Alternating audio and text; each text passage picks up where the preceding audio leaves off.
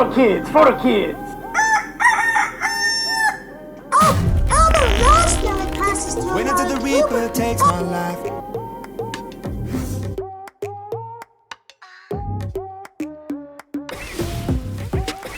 Johnny Ballgame, Sir Poops-a-Lot, and the Fantasy Reaper are about to deliver humor and fantasy gold at the same time. Crush your opponent with a smile. It's Fantasy Sports Island. Welcome back to Fantasy Sports Deserted Island. And then there were two. There's only two guys left. We're gonna hold down the fort, John. That's right. Welcome to the show and welcome Johnny Ballgame, the one and the only. What's up, everybody? Nice to be here tonight. Chuckles, good to have you, my friend, Mr. Reaper. Hey man, some of the best shows we've ever had, John, is when it's just you and me, bro. Just talking football. Just Talking football. I am the Fantasy Reaper, and tonight's show, we're going to discuss a little NFC West fantasy breakdown, which should be a lot of fun. That's one of the best divisions in football, barring the Seattle Seahawks, but all the other three teams are pretty freaking good, huh, John? Pretty damn good. You could easily see 1, 2, or 3 of these guys going deep in the playoffs. So, yeah. Yeah. And don't forget the Rams played the Niners last year in the NFC Championship, and that was a hell of a game. So I'm looking forward to breaking down these two teams. Also looking forward to playing a little game with you tonight called Deal or No Deal. I'm going to throw out some little bits of news, and we're going to discuss whether it's a big deal or no big deal, right? So that should be fun. That'll get us some interesting topics, and I know you got a lot to say, John, so we'll get to that in just a few. Let's start off by having you guys hit that like button for us. What do you think, John? Bing it.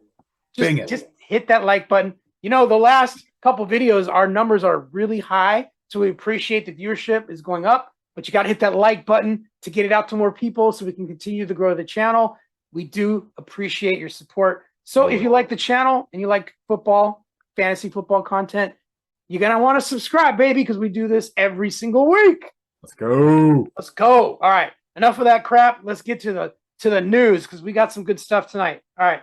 First bit of news, Hall of Fame. This is actually sad. Hall of Fame quarterback and former Monday Night Football analyst Lenny Dawson has passed away at the age of 87.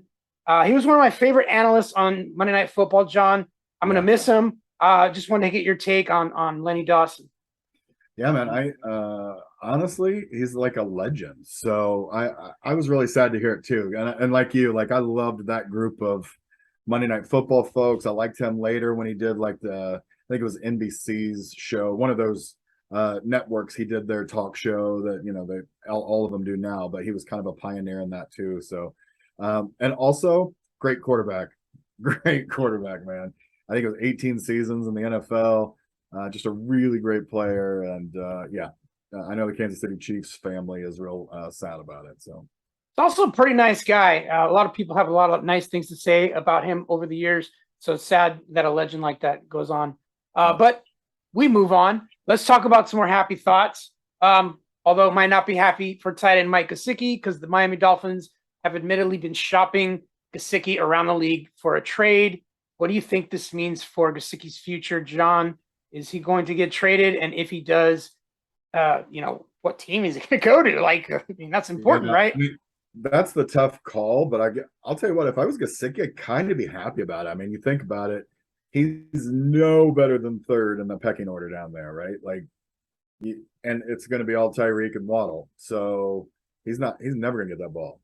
So if I was him, I'd be actually like, yeah, all right, go ahead and chop me. Let me see what I can do out there. So if he goes to the right team, tight end needy team. Now, unfortunately, most of the really good teams already have good tight ends, but I think Gesicki's going to be a good tight end no matter where he's at. It's interesting that they're actually trying to shop him. I'm wondering what they're thinking here. Is there just nowhere on the pecking order for Gesicki in this offense?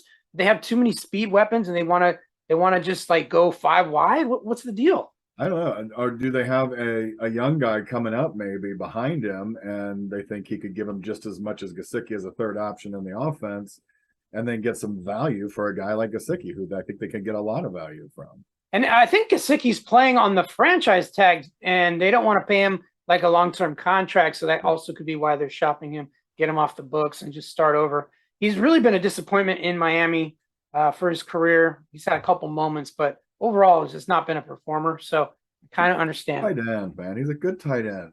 Yeah, I think it's a shame he's played with the quarterbacks he's played with. Yeah, that's true. All right, Tom Brady's back. He took a 2-week hiatus. He's back in practice, and he's supposed to play in the final preseason game. I mean, of all the players in the league that could least need the preseason to get back into form, it's Tom Brady.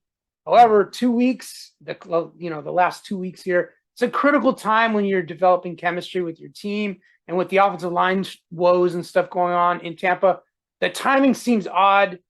There was a rumor out there that he was doing it because he had a commitment to do the Masked Singer. I don't know if you heard that, John. I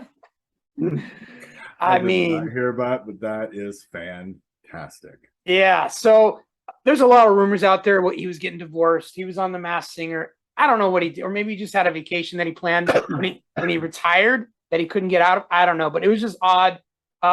It's good to have him back though. And it looks like it's going to be all systems go in Tampa.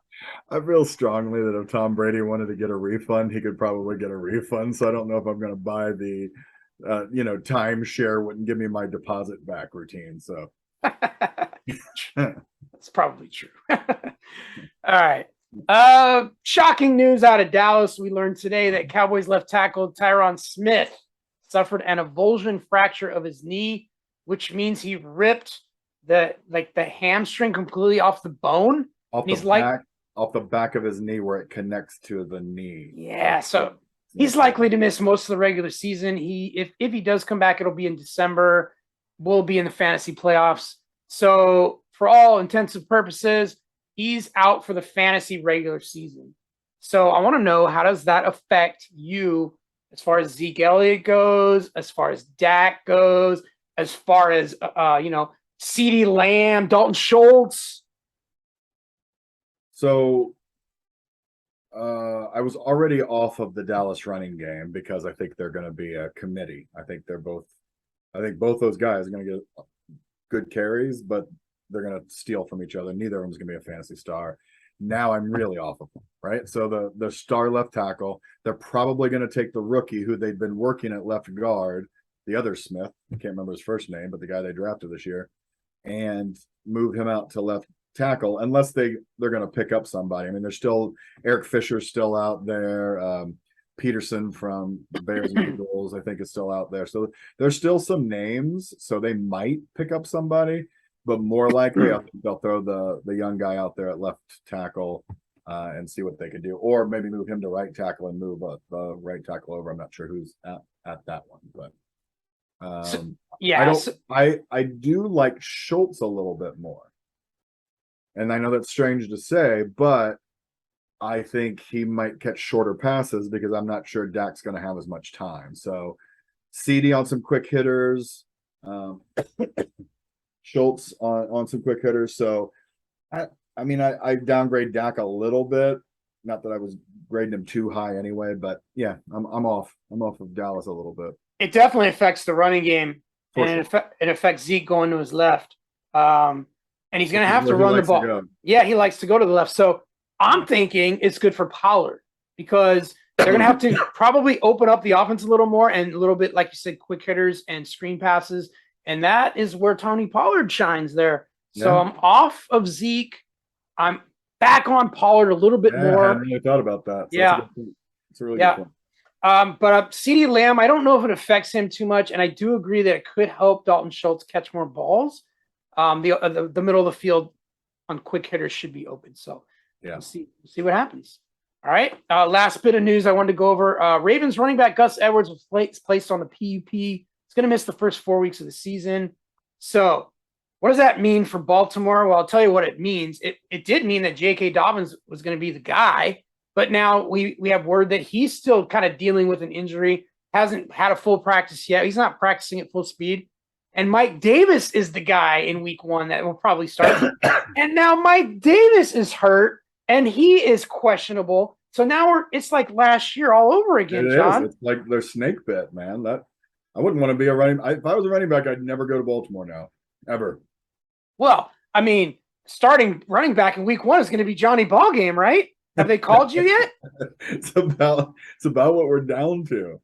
I mean, my Lord, I haven't even gone to work on this backfield yet. The Fantasy Reaper has not taken out any Ravens, but No. they're just dropping like flies.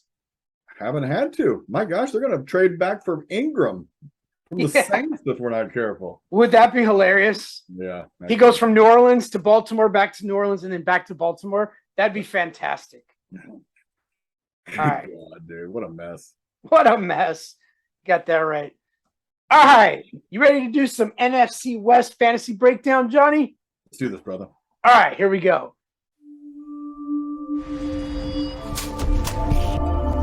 NFC West Fantasy Breakdown. NFC West, Las Vegas has the order finished: the Los Angeles Rams, then the Niners, then the Arizona Cardinals, and of course, pulling up the rear, the Seattle Seahawks. Johnny, let's talk about the Rams. I'll let you start. Tell me what you like about the Rams, what you're looking out for fantasy-wise, and I'll chip in. Right on. I like Stafford.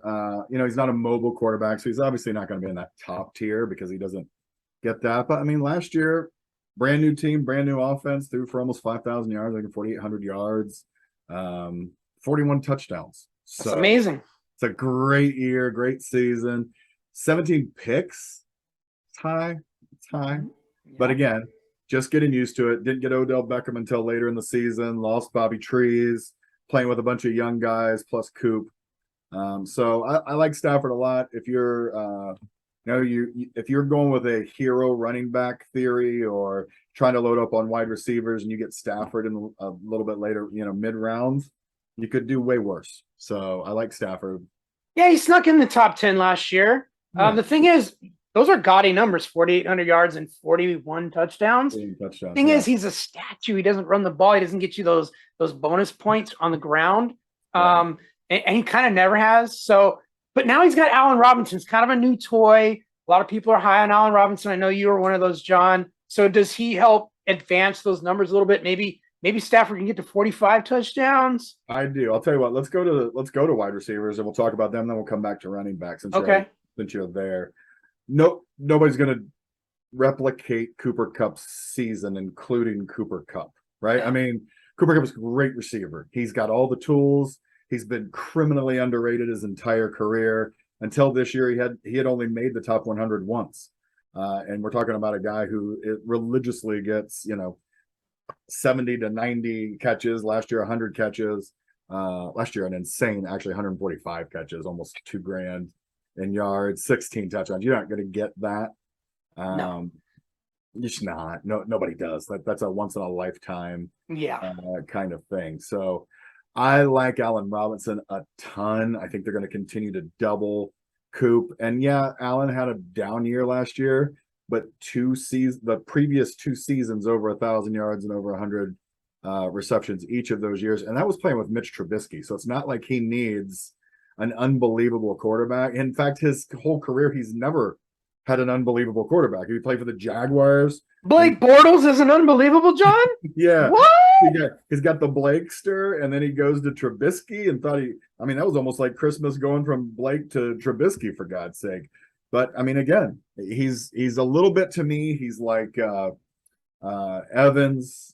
He's like the guy from San Diego. Mike Williams? Yeah, no, not Mike Williams, the other one. Keenan Allen. Keenan Allen. Yeah. Every year, 100 catches, 1,000 yards, you're welcome. And I think that he'll do that very much this year. Their third receiver, you don't know if Odell's going to come back. Van Jefferson's hurt right now, and they're not sure how long it's going to take him. What about Tutu? Tutu honestly Atwater? This might be a year. Tutu Atwell is actually not bad, right? I think he might be the third receiver. We'll see. I don't know. I'm not a giant Tutu Atwell fan. I don't know a ton about him, but I think he's a name to know in case Robinson or Kupp go down. So can we get some Funk? Can we put Jake Funk in the slot and have him be the slot receiver? I love Jake Funk. I talked about him last year in preseason. I like that kid out of Maryland. Let's go running backs then. Anything else you want to add on the receivers?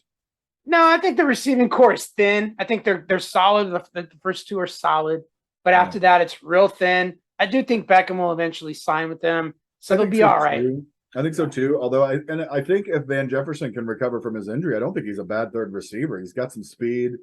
He showed flashes last year as a pretty young kid. So, we'll see. Let's talk about Cam Akers and Darrell Henderson. I think it's an unbelievable feat what Cam Akers did last year. As someone who has torn his Achilles and had that surgery and knows how long that takes, that guy tore his in training camp, preseason, something like that, and was back before the end of the season. I think that's an unbelievable testament to that guy. He didn't look great when he came back, but he didn't look bad. And now he's had an off season to rest and get ready. So I like Cam a lot. He'll definitely, I think, be the starter because they played him a lot when he came back, even though Henderson wasn't looking horrible. Sony Michel had a lot of carries last year towards the middle and late season and actually looked pretty good. So now you take those carries, you give them back to Cam. I think he's a viable fantasy number 2 running back. I wouldn't go with him as my number 1 guy, but boy, I wouldn't mind having him as a number 2, especially, or a number 3 would be like cherry on top. Darrell Henderson's the handcuff. He's got talent. He's got skills. Seems like he never really puts it together though. Like he had a pretty good season last year, not a great season. He gets injured. He's averaging 4 to 5 yards per carry, but he just can't stay on the field. And so, he averaged double on the amount per carry than Akers last year. Yeah. So he was very efficient, but he is very injury prone. It's probably the same thing for Cam Akers. They so far, both of them have been injury prone, and I'm hearing 50-50 split. They act like they're both starters on that team. So does that worry you? Yeah, that worries me. They got a young guy named Kyron Williams, and of course they've got Jake Funk too. So the backfield's actually a little bit loaded and not loaded all at the same time. Yeah, they've got 2 talented guys. They've got some talent in the backup positions, but unless one really takes off, it is a weird position to be in. So I want to talk about Tyler Higbee too, John, because a lot of people are off of him, and I'm on Tyler Higbee because I feel like with all the injuries and the lack of depth at the wide receiver position, they're going to kind of have to go back to using Higbee in the passing downs and as a passing tight end catcher. And a couple of years ago, if you don't recall, I think he put in like 6 or 7 straight 100-yard games down the stretch. I feel like they might be reverting back to that. What do you think? I think so too. I like Tyler just like you. I think he's remember they changed offensive coordinators again this year. Now, granted, head coach calls the plays, but the offensive coordinator is still very important, still has a lot of input on what they call. The guy who is their offensive coordinator is a guy that used to be with the Rams a couple of years ago during the times when Tyler Higbee was pretty damn good.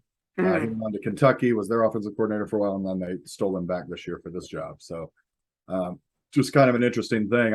I'm on Higbee too. I think I actually like him in the top 15 range. Okay. Yeah. And the defense, just real quickly, the Rams defense is always solid. The addition of, Wagner from Seattle at linebacker kind of, mitigates the loss of Von Miller. So I think they're just like plug and play defense. If you get the Ram defense, they're going to be probably top 5 again this year. What do you think? Yep.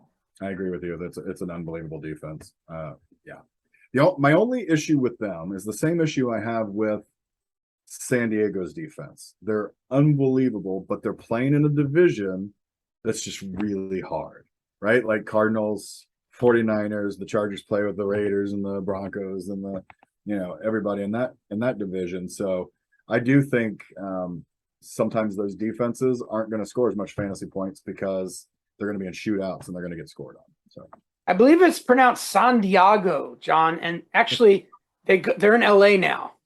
I don't know if you got that telegram. Yeah. Totally forgot about that. It's all right. I still call Las Vegas Raiders Oakland all the time. So showing our age. All right. No. Let's move on to the 49ers. Talk a little bit about this with me. So Trey Lance is in. They're trying to trade Garoppolo, not really finding a trade partner, but it's definitely Trey Lance's show.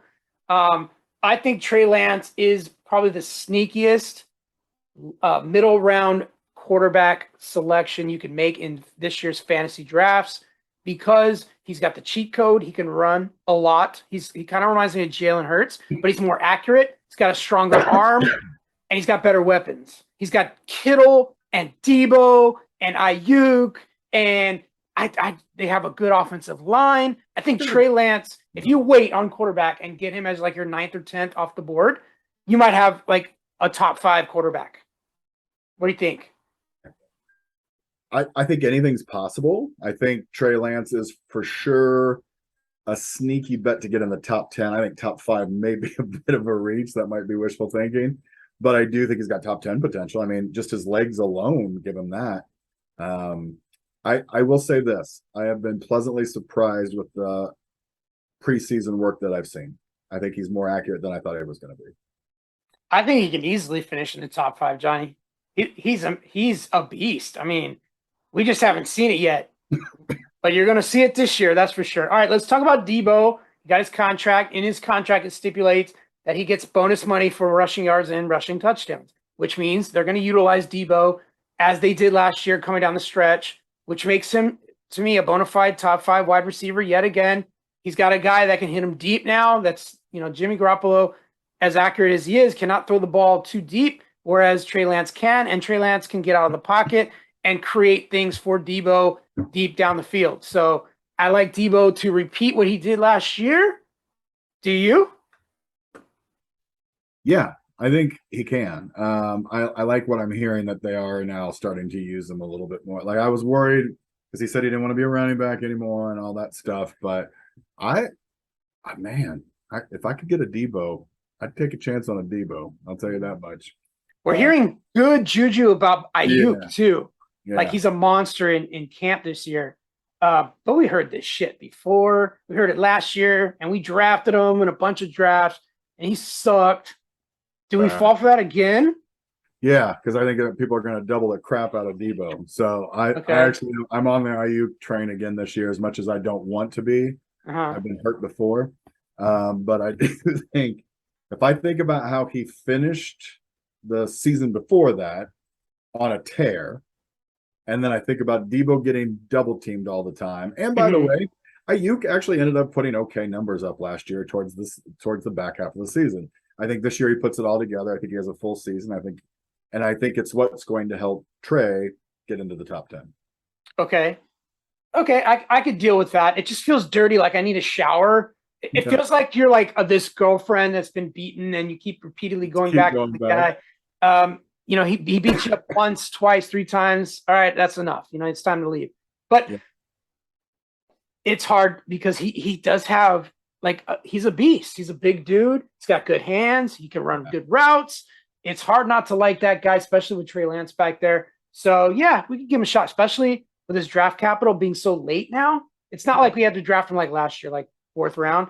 You can get him later, 7th, 8th, 9th round. So I like that. They've got some depth too, right? At receiver. Yeah, they got some depth. Honestly, though, their depth is not something that I'm not gonna draft anyone in the backfield. I mean, we're talking about Juwan Jennings and Marcus Johnson and Ray McLeod. Ray. Anybody with the name Ray. I mean, cool name, right? But he's not gonna do nothing in fantasy. Then we got Kittle, right? Let's talk about Kittle. I mean, a lot of people are off George Kittle this year. What do you think? I mean, he's got the potential to continue to be a top 5 tight end. I mean, they love him there. And if my worry is that Trey's going to run at times when Jimmy would have thrown to Kittle. That's my worry. So I think I like the receivers better than I do tight end this year, just because I'm not sure Trey's going to take those checkdowns as much as Trey's going to just take off and run. Yeah, I can see that. All right, now the backfield, I'm in avoid mode for this backfield. I don't want any part of any of this crap. I don't want part of the shenanigans because a lot of people just assume that's going to be Elijah Mitchell again this year, but they got this rookie that they drafted. Let's talk about Tyron Davis-Price. He's the rookie.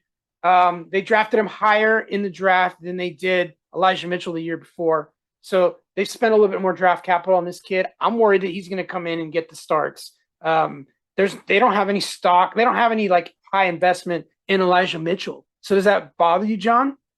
No, I think Elijah Mitchell came in and proved some stuff to him. He wasn't supposed to do anything last year. Trey Sermon was supposed to be the running back that came in. And Mitchell outshone Mostert. He outshone Sermon. He outshone Jeff Wilson Jr., who's also got some talent as a running back and has shown when he needs to step in for injuries that he can. If Elijah can stay healthy, I don't see a reason that guy can't be a really good running back. That guy's a really good running back. He is. He was great. And Trey Sermon is on the roster bubble. He might get cut. Isn't that crazy, John? Yeah. It's amazing to me because that kid had so much talent, but he certainly doesn't have a role right now. Yeah, so I'm going to avoid that backfield. That where you pick Elijah Mitchell's kind of in that dead zone of running backs, like in the middle rounds. You kind of like guys are just like, eh. I mean, if you want to take a chance, it could pay off, but it also you could get a zero. You could get nothing out of Elijah Mitchell, and he's still injured. I mean, he's still got a little hamstring problem. He's on target for week 1. Yeah. Man, that rookie looks good, so I'm a little worried about that. All right. Yeah, we'll see. I agree with you. I'm a little worried about it too, but to me, I like taking a chance on Elijah Mitchell a little bit later in the draft. Like, give me a mid-round guy, and he's your number 2 or number 3. I feel better about that. Okay. All right. Let's talk about the Arizona Cardinals. Let's talk about Easy E, your nickname for Kyler Murray, Mr. Study. This guy goes to church when he's studying, baby. He opens that book, spends 10 minutes, and then he goes and plays video games. But the talent is undeniable. The guy is fast. He can run. He can throw accurately.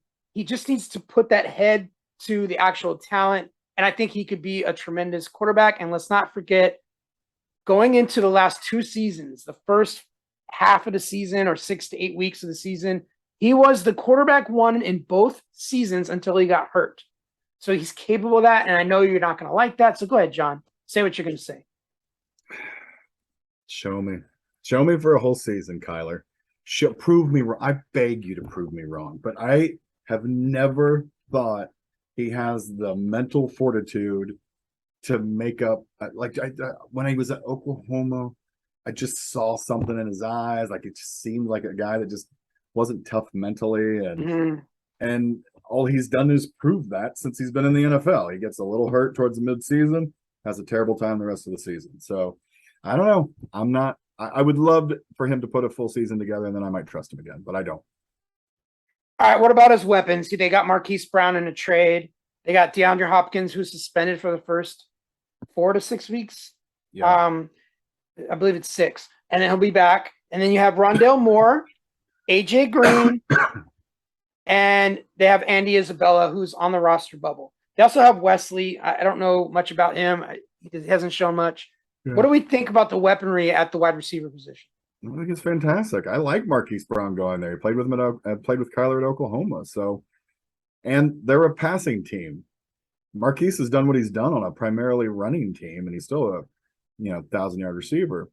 So I think Hopkins, when he comes back, I'm not sure if Nuke's ever going to be the same as Nuke was. He's had some injuries now. He's not looked great. I mean, he looked pretty good to start the season last year, but I don't know. I'm off of him a little bit. So I do think somebody's got to take Christian Kirk's numbers, right? I mean, he caught 77 balls and 982 yards or something like that, 952, somewhere in that area. I like Marquise out of this group the best. I do too. I think it's a nice weapon, especially with Nuke out for the first 6 weeks. You can kind of lean on Marquise. What do we think about James Conner in the backfield, though? I mean, the man scores touchdowns. Yeah, but when you're that touchdown dependent, can you repeat it? Like, nobody ever repeats those giant touchdown numbers a second year in a row. So I'm not on Conner. He's kind of been off again, on again, like every other year kind of back. And he was on last year, so that means he's off this year. So he's off my list. He has Diggitis. He's every other year Stephon Diggs. Yep. All right. You got Darrell Williams back there. Keontae Ingram, but the guy that's really flashing in the preseason is Eno Benjamin, and Cliff Kingsbury is just like talking glowingly about him. Yep. So I think Eno is a sneaky guy to get late in the draft. And if James Conner gets hurt, and he does get hurt a lot, He does, yeah. he does. You got a starting running back in Eno Benjamin that is definitely a pass catching back, so that could be big. I don't know if they did yet, but I heard the Raiders are going to drop Kenyon Drake, and for some reason I keep getting this feeling he's going to end up with the Cardinals. Again? Yeah. Oh boy. They know him. He wasn't bad while he was there. I mean, I hate the Drake. I know the Drake drives me crazy. I just feel like it. You know what? I think I need to talk to the Fantasy Reaper side of me and take out the Drake. I think it's time. The Drake needs to go. Maybe next week. All right. Let's talk about the tight end real quick. Resurgence of Zach Ertz last year. But they quietly went out and drafted that kid. What is his name? The tight end that they just drafted. Trey McBride. Thank you, John. I like that kid a lot. Now, I don't know how much they're going to use him this year, if they're going to utilize 2 tight end sets, but I like him going forward in Dynasty. I think he's a great pickup in Dynasty. Yeah. And you can get him late. But what do you think of Zach Ertz? I like Zach Ertz, but I don't like Trey McBride, Max Williams standing behind him. So I feel like it's almost a tight end by committee this year, and so I'm staying away from that group. Okay. I'll draft Ertz. I mean, he was top 10 last year. I'll draft Ertz. But if he gets hurt, my trigger finger is going to be right there, ready to pick up Trey McBride. And we all know Ertz gets hurts. So Ertz gets hurts. I like that, Johnny. All right. Speaking of hurts, let's talk about the Seattle Seahawks. They got a running back that gets hurt almost every week, Rashad Penny. But when he plays, man, the guy went on a freaking tear last year down the stretch, won a lot of people some leagues. Now he's in a battle with Kenneth Walker II, the rookie. And Kenneth Walker just had some sort of hernia procedure, so he's quite questionable, and I'm going to say doubtful for the first couple weeks. So it's basically Penny's show for the first few weeks. But I anticipate that Walker will eventually earn that role because he is the guy they went out and got in the second round of the draft. What do you think? Who are we taking in redrafts? Are we taking Penny first, or are we taking Kenneth Walker? And where? So I don't touch Penny. I don't trust him. But I would take a flyer on Kenneth Walker later. Mm-hmm. Like I'd say 8th, 9th round, I might take a shot at him. I might jump a little on him because I do think after that 4th game, he comes back from the hernia, whatever. I watched that kid run in college, and there were few running backs that ran harder than that kid, and really burnt my Buckeyes. So I don't trust Rashad. He's never put it together for more than 6 games in a row. He's always hurt. He is like that bad penny that keeps coming back. You can never get rid of it. So don't put it in your pocket. Don't put the bad penny in your pocket, and then you won't have to try to get rid of it. Here's my take. I just had hernia surgery. Okay. So I know what it takes to recover, and I know that it's not something as simple as it sounds. Right. Now, I don't know exactly the procedure that Kenneth Walker had, but I do know this. He's not going to be ready for week 1. And it's going to take him some time to get back to speed. And now he's behind the 8 ball, competing against a guy that basically was a dominant running back for 6 weeks last season. Okay. So I think Penny's your guy this year. He's on a contract year. It's his last year. They're going to run him into the ground. That's good for you, though. He's going to get lots of volume. And I think it's Kenneth Walker's show next year. I think this is a wash season for Kenneth Walker because I do think the surgery is going to affect him long-term this season. And I just don't think they're going to want to throw him out there and get him hurt. So this is a bad team with a bad offensive line. I'm not saying Penny's going to be great, but getting him also in the 8th, 9th round, he could provide value because he is a starting running back and he will get a lot of volume. Yeah. I think kind of like you. I'm like, I don't know that I'm drafting many Seattle Seahawks and probably their running backs. I like Walker a little bit better because I think, like you, I think he'll wait and start after week 6. Mm-hmm. but I think he'll start after week 6 because Penny's going to get hurt. Penny won't make it past week 6. You're probably right there. But I mean, he could get off to a hot start. You get 5-6 weeks of Penny. It's always good to get off to a hot start in fantasy football because your season ends in like week 13, week 14. So those first 6 weeks are super important to get off to a good start and a good record if you play head to head. And guys like that, Penny, whatever, that start off strong, really help your team. But what do you think about DK Metcalf? He's such a stud, but Geno Smith or, Locke, one of those two is going to be your quarterback. I don't like that, but DK Metcalf still had kind of a connection with Geno Smith. So if Geno Smith wins the job, and I expect him to, that could be good for DK. I mean, he still got 14 touchdowns last year, right?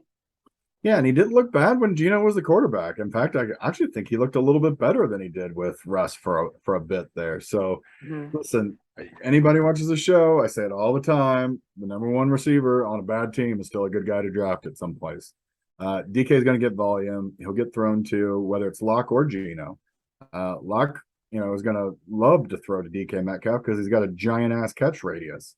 So, who is he going to throw to? Tiny little Tyler Lockett, who – have to get it right there for him, or is he going to throw to somebody who can jump up and grab it one-handed and make him look way better? So he'll throw it to DK, and I would draft DK. He's the only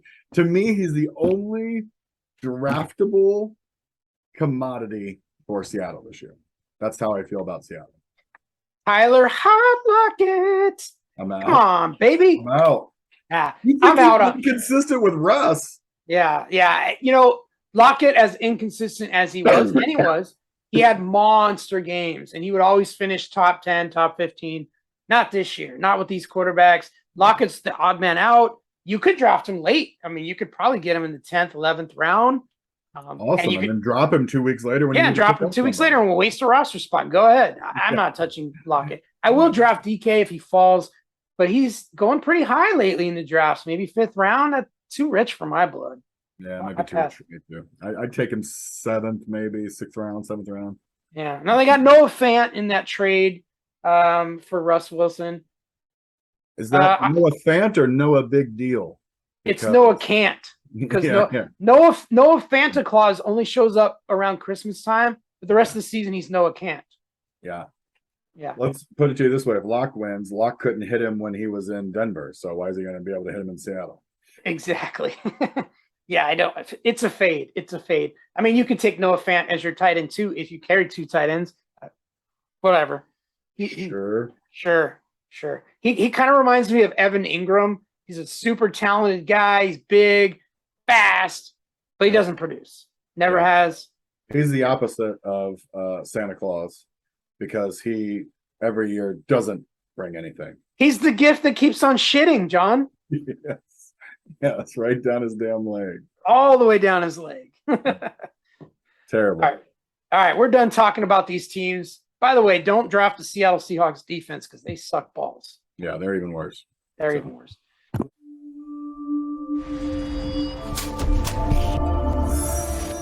Deal or no deal?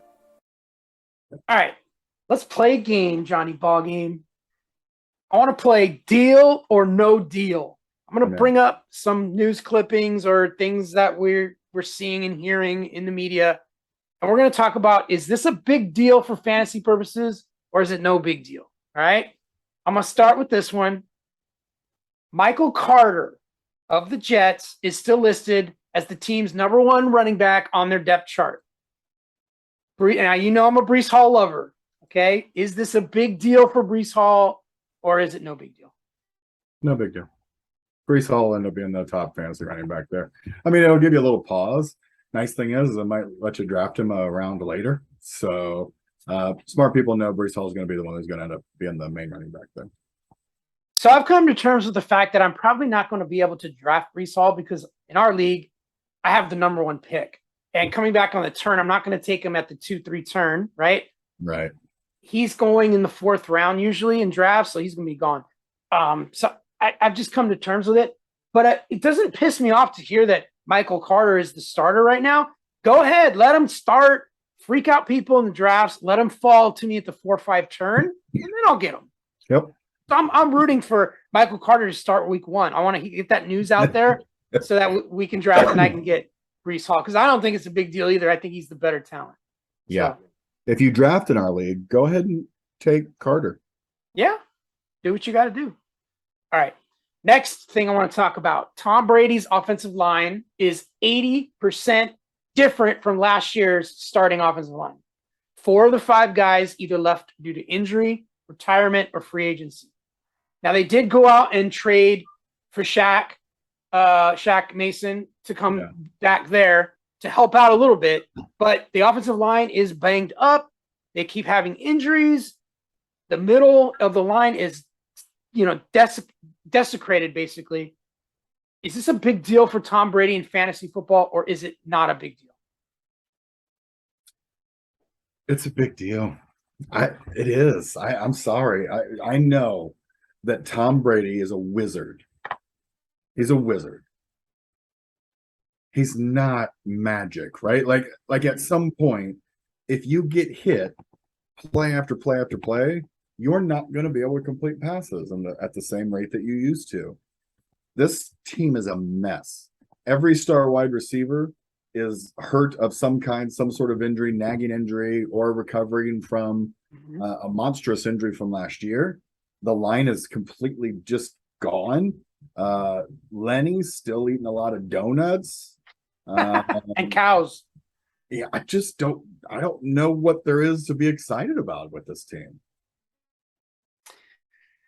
Yeah, the Juju's not good in Tampa, but when the offensive line is a mess and you have those weapons at wide receiver, you can't run the ball, which is what I think is going to happen. And you have Leonard Fournette coming out of the backfield and Rachaad White, who's also a good pass catcher. This could be good for Tom Brady as far as he might have to pass a lot, and they might be playing from behind a lot. This could be one of the seasons that Tom Brady has to throw the ball 50 times a game just to keep up, and he could put up some numbers. So I still think he's capable of a top 5 finish, especially in leagues that reward completions versus incompletions like ours. But do I think he's going to finish number 1 this year? No. And he could, he doesn't get hurt very often, but this could be the year because and PFF has a stat that when Tom Brady is pressured up the middle, he is in the lower third of quarterbacks. That's what I'm saying. Yeah. He's not good. You know where it's hard to throw from? Your ass. Yep. Sure is. Yeah. And we saw it in New England the last couple of years when the line was kind of desecrated there. Tom Brady was not good there the last few years before he went to Tampa. He was not good. So I'm a little worried. I think it is a big deal. I agree with you, John. All right. Dallas Cowboys. Wide receiver Michael Gallup is going to avoid the PUP. So he's going to most likely play in week 1 or shortly thereafter. Week 2 or 3, right? Yeah. Is this a big deal for CeeDee Lamb or Dalton Schultz or Dak Prescott? I think it helps a little bit, actually. I think it helps all of those guys. Maybe not Schultz, right? So I worry about Schultz a little bit. But do too. For Lamb, it gives them somebody on the other side that somebody's going to have to actually worry about. For Dak, it just gives him another weapon that's out there, whether he's full speed or not. At least it's somebody else he knows can catch the ball. He knows the offense. He knows is going to be in the right place. So I think it'll help those guys. I'm a little worried about CeeDee Lamb. I don't think Gallup's going to get enough. So my big worry with CD is if he's the number 1 guy and the only guy, I think they'll double the crap out of him. I actually love the idea of a Gallup, somebody on the other side taking the lid off the defense. Yeah. So I'm actually really okay with it. Good point. I like that. Okay. All right. What? Baker Mayfield was named the starter for the Panthers, John. What? Coming. Oh my gosh. I'm shocked. I'm freaking I am shocked. shocked at this news. I am. Okay. Is this a big deal for DJ Moore? Actually, maybe. DJ Moore seems like the kind of guy Baker will throw to. I think Robbie Anderson's going to be better for it. You can't be that much worse than Sam. Sam wasn't good because they brought in Baker freaking Mayfield to be the starting quarterback. So you know who else wasn't good for DJ Moore? Scam Newton. Yeah. Old man Scam Newton. Yeah. So he hasn't had a good quarterback in his career. Baker's not a good quarterback, but he's better than Sam Darnold and Cam Newton. I know that much. Yeah, I think when given time and when he's healthy, Baker can be a good quarterback. I don't think he's ever going to be a great quarterback, but I think he can be a good quarterback. Okay. And I think that good is better than anything that DJ Moore's ever had. All right. Bill Belichick mentioned to the media that he plans on using both Ramondre Stevenson and Damian Harris on all 3 downs. They don't have a passing down back anymore. They're just going to let these guys do it. Is this a big deal for Ramondre or not? And is this a big deal for Damian Harris or not? I think Ramondre is going to be the guy that comes out. I think they'll end up using Damian on passing downs. I know they said there's no passing down guy, but Ramondre is a hard runner. That guy runs hard. He's a first down, second down back to me, almost prototypical with the way he runs hard. And then you use Polaris out of the backfield. That's how I would deploy those guys. I think it's a big deal for both of them for different reasons. So I'm totally on the opposite end of the spectrum, John. I think Ramondre Stevenson is the better pass catcher. I think Damian Harris is the touchdown guy. So I think Ramondre is going to get more play in the passing downs and less play from between the 20s or at the goal line. The early down work, I think, is still going to be Damian Harris. But I think both of them will get more catches this year, which is good for fantasy. But who do we draft first between these 2 guys? God, I don't know. And I'm not sure I'm going to draft either. I might. Again, these guys are in that dead zone, John. Those middle rounds. Somebody else have a headache. Yeah, I think I'm going to avoid too. But I like Ramondre Stevenson talent-wise better than I do Damian Harris. I do too. But something's got to shake. I wouldn't say a lot more, but a substantial amount more. I like him. Yeah. And it's hard for me to say because Polaris was fantastic for me last year. I mean, league winner. All right. DeAndre Swift says keep slipping that in that you won the league last year, by the way. No. He was a league winner, like for people. I did win the league. But come on. Don't bust my balls, Johnny. I won, damn it. Ooh, look at me. I'm a winner. All right. DeAndre Swift has a lofty goal this season that he set for himself. He's going to gain 2,000 yards from scrimmage, 1,000 passing, and 1,000 rushing. It's been done a few times. Marshall Faulk, Christian McCaffrey. Do we see DeAndre Swift doing that? Is this a big deal or not a big deal? I got the Johnny Ballgame gut feeling about DeAndre Swift this year. Oh, boy. Folks, get the waitress, tell her to bring her tablet and write it down. Here we go. I like him. I get Marshall Faulk vibes from him this year. Like he's going to catch passes. He's going to look good. They're not going to be able to put the other dude on the field because DeAndre is going to look that good. But they love Jamal Williams. I think Love is strong. I think they like him. I think they'll use him on some early downs. They'll use him on the goal line, which I don't like. But luckily, DeAndre is going to have enough long run touchdowns that it's not going to matter. So he might get 2,000 yards, and if he does, it won't be because he got 1,000 yards rushing and 1,000 yards receiving. He's not getting 1,000 yards rushing. It's not happening. He'll get 750. Yeah, he'll get 700 to 800. I think that's fair. He's going to need to get 1,200 passing.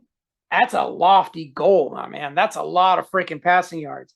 I don't think he can quite do it, but I like that he's going to try. Sure. Let's see. Sure. And I love people setting lofty goals for themselves because if you don't visualize it, you're not going to do it. So you might as well think about it, visualize it, and then make it happen. Speak it into existence, John. That's right. All right. Coach Dennis Allen says that wide receiver Michael Thomas is back to form and looks like his old self. Is this a big deal or no big deal? I'm buying. Oh. I'm buying it. All right. I'm buying it, but here's why I think it's a big deal. First of all, I like Jameis this year. You know that. I like Olave this year. And in order for Olave to be good, Michael Thomas has to be good because he's got to take all that pressure off of the rookie coming out. I feel like Olave has the sneaky chance to be the rookie of the year this year. And so I love hearing Michael Thomas looks fantastic. I want someone to draft him. Royce, I'm talking to you. and then let me draft Olave in the late rounds because I think he's going to be the sneaky player. He's going to be my St. Brown this year. So all the pundits are all over this. They're saying, you know what? They're off Michael Thomas. They're saying we haven't seen him play in over 2 years. He's, coming off a major ankle surgery, and they can say whatever they want. He doesn't have the Hall of Fame quarterback throwing to him, and yada, yada, yada. But let's not forget, Michael Thomas, when healthy, is one of the most elite, like pass route runners of all time. The guy runs amazing routes. He's a huge target. He catches everything thrown his way. It doesn't matter. It hits his hands, he's catching it. Yeah. He's elite all the way around. And he never relied on speed, folks. If he's looking back to form, Jameis Winston, don't forget, in Tampa, Jameis Winston had 2,000-yard receivers. Yep. 2. Yep. Mike Evans, Chris Godwin. Those guys blew up. Those guys had better seasons with Jameis Winston than they did with Tom Brady. Okay? Yeah. Tom Brady spreads the ball a little more. Jameis will focus in on Michael Thomas. So I like Michael Thomas a lot, John. I like what you're saying. And I think you have a good point about Olave. If Michael Thomas is drawing attention, Olave's getting the one-on-ones. Could have another 2,000-yard receivers, right? Yeah, absolutely. Olave's a talented dude, and I like him in best ball a lot because in best ball, he's going to have a couple big plays and big games, and you want to have him in your lineup for those games and not have to guess. So smooth. He's smooth. He's a good player. Yeah. I like him. All right, let's move on to the next one. Running back. Let's talk about the Chargers, not the San Diego Chargers. Talk about the LA Chargers. Not the San Diego Chargers? Yes, not them. According to the Chargers beat reporters, on the depth chart for the Chargers of LA, it's not who you think it is. Okay, everyone thought they went out and got Isaiah Spiller and he's going to be the handcuff to Eckler. Nope, it's Joshua Kelly right now. Joshua Kelly, and not only is Spiller wasn't second on the depth chart, he's also hurt now. So it's Joshua Kelly. He looks good. He's had a couple good preseason games. Is this a big deal or not a big deal? No, because Eckler's going to, be the running back. Actually, let me take that back. It is a big deal because Eckler's going to get hurt. He always does. Mm-hmm. I know last year was an anomaly and he didn't, but for the most part, Eckler's gotten hurt. Mm-hmm. So the backup running back in San Diego is going to have, I would handcuff that. So if it really is Johnson, I would take a flyer on him late and handcuff him. People are off this. Take Kelly in the last round. If Eckler gets hurt, that could be good. He's a talented guy. Yeah, I liked him in college. Was it UCLA? Yeah, I believe it was UCLA. He's a good player, and he just had a tough rookie year. He's out of that doghouse now, though. They like him. They like him in LA. They like him. He runs hard. They liked him for a while last year, and then they kind of got in the doghouse, like I said. All right, I got 3 more, John. So buddy. Here we go. Running back Antonio Gibson was demoted to the special teams unit in their last preseason game, and he watched Brian Robinson start at running back, and he ran well. Is this a big deal or not a big deal? It's a giant deal. Gibson's gone. Gibson's going to be done.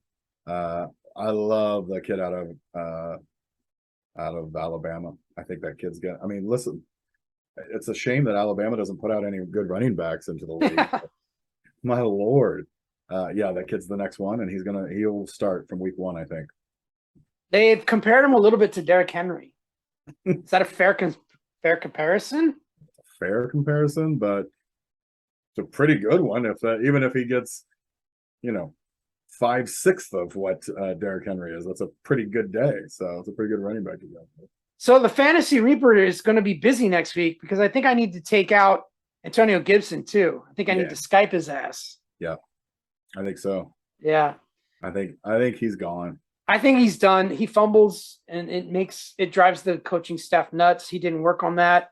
Yeah. He misses holes sometimes. They're just not happy with him. Ron Rivera just doesn't play.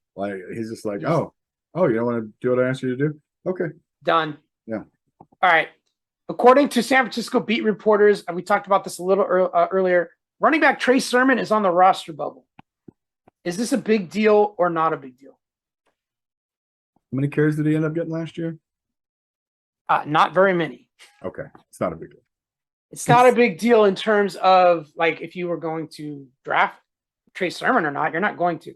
But Yeah, it is a he's big not. deal, I think, for Davis Price because Yeah, it gives him a step up to the backup role. But I think Wilson Jr. will actually end up being the backup, or at least he'll be the pass catching back. man, it's a clusterfuck there, The man. cluster. That's why it scares me.